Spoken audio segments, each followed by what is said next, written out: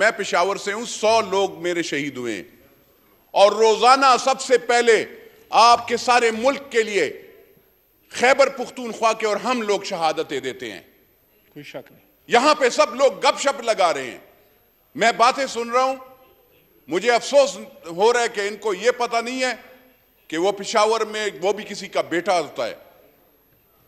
जब तक पंजाब में कोई बंदा नहीं मरेगा, जब तक कोई लाहौर में नहीं मरेगा, तो ये लोग फिर वो सीरियस नहीं लेंगे। ये कोई तरीका है? कोई चीज हमें बता देना सर। वहां पे वो स्टेटमेंट दे रहे हैं, सब पीछे से गपशप, मुझे समझ नहीं आ रही कि ये क्या बोल रहे हैं। Order in the house. तमाम मेंबरान से गुजारिश है कि क्रॉस टॉक न करें। 100 लोग मीन सर सुने, 100 लोग नहीं है, एक घर में 7 होते हैं, 7 बच्चे होते हैं, एक बीवी होती है, बेटी होती है, बेटे होते हैं, एक कम से कम 7, तो 7 तकरीबन 700 वालिद और वालदा छोड़ दें। यहां पे आप हमें कहते हैं 25-30 साल से कौन कर रहा है?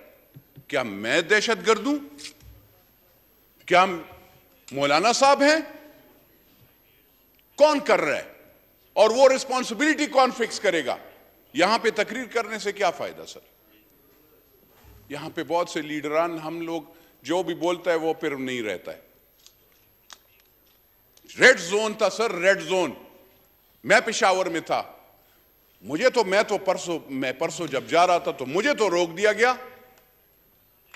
मैं तो गवर्नमेंट की गाड़ी में था, मेरे साथ तो वो भी था, और फिर भी मुझे रोका जाता है और मुझसे कहा जाता है कि तुम अपना शनाख्ती कार्ड दिखाओ, वरना उसके बगैर तुम नहीं जा सकते। वो कहते हैं जी वो नहीं आपने कार्ड दिखाना है। मैंने जी कार्ड दिखाया, वो कहता है ये कार्ड मैंने नहीं देखना।